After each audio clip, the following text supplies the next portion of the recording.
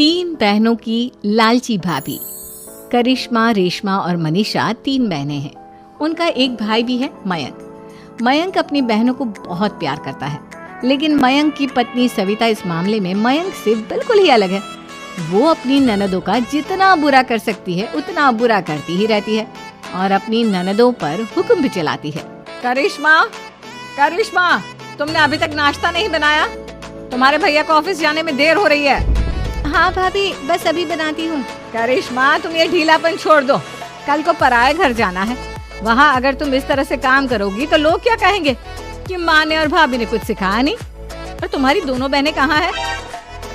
Reshma market गई है और मनीषा सो रही है। क्या? सुबह के 8 बज रहे हैं और ये महारानी अभी भी सो रही है? ये कहते हुए सविता अपनी सास दुर्गा देवी के पास जाती है। माँ जी, देख रही हो अपनी बेटियों के तौर तरीके?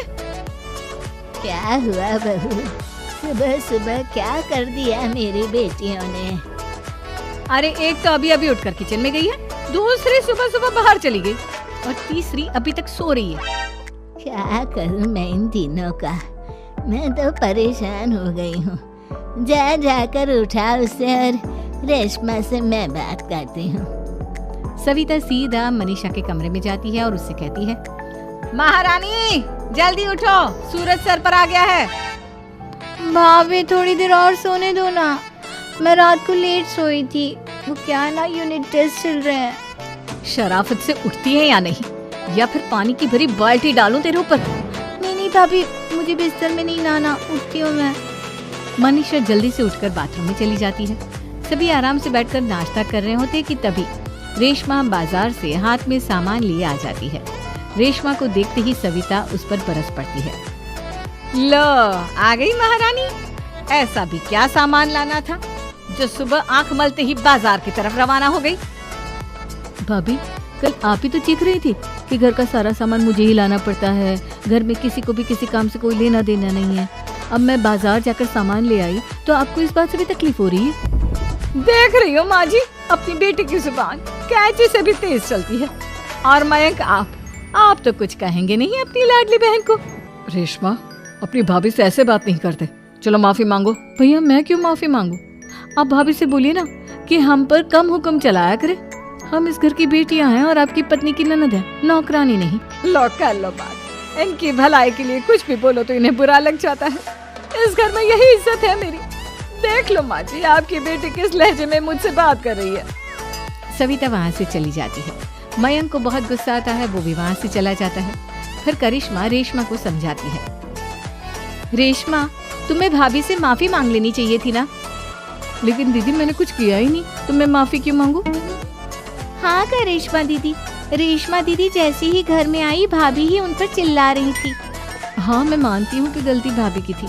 मैं तो इसलिए बोल रही हूँ कि भाभी ने माँ को तो पूरी तरह अपने वश में कर लिया है। वो हमारी बात सुनती ही नहीं। मयंक भैया हमारे लिए हमेशा खड़े रहते हैं, इसलिए उनकी बात का मान तो तुम्हें रखना चाहिए था ना। कोई फायदा नहीं दीदी, कुछ दिनों की बात और है, भाभी उन्हें भी हमारे खिलाफ भड़का देंगी। फिर वो भी माँ की तरह हमारी किसी बात का विश्वास नहीं करेंगे। इसी तरह सविता अपनी तीनों ननदों को किसी न किसी बात पर परेशान करती रहती थी। एक दिन मयंक अपनी तीनों बहनों के लिए गिफ्ट लाया। करिश्मा, ये तुम्हारे लिए हार का सेट। रेशमा, तुम्हारे लिए सुंदर सी ड्रेस। और मनीषा, तुम्हें किताबें पसंद है ना, तुम्हारे लिए किताबें लाया हूँ। थैंक यू भैया। थैंक यू भैया। थैंक यू भैया। करिश्मा, तुम्हारा नेकलेस कितना सुंदर है। ये भैया कहाँ से ले आए होंगे?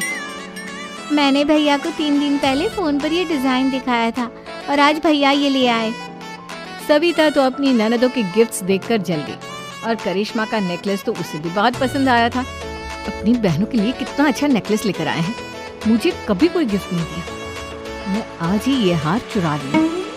रात में सविता करिश्मा का हार चुरा लेती है और इसी तरह उसे अपनी ननदों की जो भी चीज अच्छी लगती वो उसे मांगती नहीं, बल्कि रात के अंधेरे में चुरा लेती। इसी तरह दिन बीतते गए और सविता ने मयंक के दिल में भी उसकी बहनों के लिए नफरत पैदा कर दी। एक दिन मयंक ने करिश्मा और रेशमा के लिए रिश्ता देखा और ये बात उसने घर में सबको बताई। माँ, करिश्मा और रेशमा के लिए बहुत अच्छा रिश्ता आया है।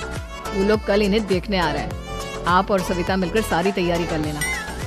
ये सुनकर करिश्मा और रेशमा खुश हो जाती हैं, लेकिन सविता सोचती है, अगर इन दोनों बहनों की शादी हो गई तो घर और बाहर का काम कौन करेगा? मनीषा तो एक नंबर की कामचोर है, उससे तो किसी बात की उम्मीद लगाना ही बेकार है। मुझे इस शादी को रोकना होगा। अगले दिन सभी लड़के वालों के स्वागत की तैयारी करने में लगे होते हैं। तभी मयंक अपनी बहनों से आकर कहता है, तैयार हो गई तुम दोनों? देखो दोनों लड़के बहुत अच्छे हैं, मैं कोई कसर नहीं छोड़ना चाहता, इसलिए तुम उनके सामने अच्छे से बिहेव करना और अपनी भाभी से लड़ने मत लग जाना। करिश्मा, तुम वो नेकलेस पहन लो ना जो मैं तुम्हारे लिए लाया था। भैया मैं बहुत देर से वो नेकलेस ढूंढ रही हूँ, लेकिन मुझे मिल ही नहीं रहा। क्या तुमने नेकलेस खो दिया? तुम्हें पता भी है वो कितना महंगा था? तुम कोई काम ढंग से नहीं कर सकती। मयंक गुस्से में वहाँ से चला जाता है। थोड़ी देर बाद लड़के वाले भी आ जाते हैं। वो दोनों बहनों को पसंद कर लेते हैं और रिश्ता पक्का हो जाता है। लेकिन सविता के दिमाग में तो कुछ और ही खिचड़ी पक रही थी। वो पंडित जी के पास करिश्मा की कुंडली लेकर जाती है और उन्हें पैसे देकर करिश्मा की कुंडली बदलवा देती है।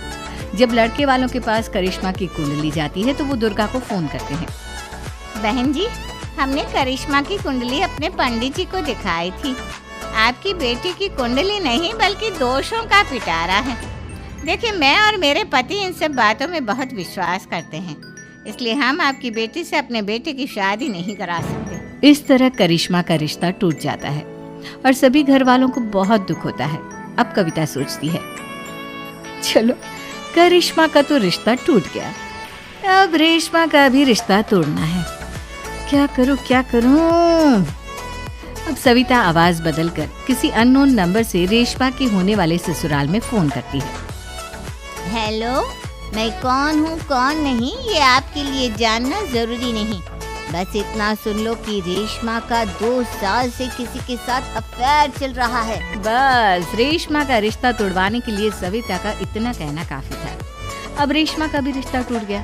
मयंक और दुर्गा देवी ने रेशमा को खूब खरी खोटी सुनाई और उससे बार बार उस लड़के के बारे में पूछने लगे। आप दोनों मुझे क्यों परेशान कर रहे हो? अरे कोई लड़का होगा मेरी लाइफ में तो मैं बताऊंगी ना, जब कोई है ही नहीं तो कहाँ से लाऊं मैं कोई लड़का? तो तेरे होने वाले ससुराल वालों को फोन किसने किया था? माँ मैं नहीं जानती किसने फोन किया था, मैं सच कह रही हूँ। मैं तो पहले ही कह रही थी इसकी लगाम खींच कर रखो, लेकिन मेरी सुनता ही कौन है। आप चुप रहिए भाभी, ये सब आपका ही किया धरा है। अब तीनों बहनों को विश्वास हो जाता है कि ये सब उनकी भाभी ही कर रही है। तीनों बहनें अपनी भाभी को सबक सिखाने के लिए एक वकील कर लेती है और घर में हिस्सा मांगना। देखो भैया, माँ बाप की जायदाद में जितना बेटों का हक होता है उतना ही बेटियों का, इसलिए इस घर के 4 हिस्से होंगे और हमें अपना हिस्सा चाहिए। मैंने तुम्हारे लिए क्या क्या नहीं किया और तुम इस घर में हिस्सा मांग रही हो? भैया, आप और माँ हम बहनों की कोई बात नहीं सुनते हो और भाभी हमारी शादी नहीं होने देगी क्योंकि उन्हें लगता है कि आप हमारी शादी में ज्यादा पैसा लगाओगे और उन्हें हम जैसी फ्री की नौकरानी कहाँ मिलेगी। तो हम भाभी के साथ तो रह नहीं सकते, हम बहनों को अपना हिस्सा चाहिए। अरे तुम्हें शर्म आनी चाहिए अपने भाभी पर ऐसा इल्जाम लगाते हुए। वो तुम्हारे बारे में कितना सोचती है। हाँ माँ, भाभी हमारे बारे में बहुत सोचती है। दिन रात बस यही सोचती रहती है कि किस तरह से अपनी तीनों ननदों को परेशान करूं और कभी मुझे पढ़ने भी नहीं देती। दोनों बहनों का रिश्ता भी तो इन्होंने ही तोड़वाया है और रात में हमारे कमरे में आकर हमारी चीजें भी चुराती हैं। इसी तरह सविता की तीनों ननदें अपनी बात पर अड़ी रही। अब कोर्ट में तारीख भी शुरू हो गई। जब सविता को लगा कि उसकी तीनों ननद इतनी आसानी से नहीं मानने वाली, तो उसने अपने पति और सास को सारी सच्चाई बता दी और अपनी तीनों ननद से माफी मांगी। मयंक और दुर्गा को भी अपनी गलती का एहसास हो गया। अब सविता खुद करिश्मा और रेशमा के लिए अच्छा रिश्ता ढूंढती है और उनकी शादी करवाती है।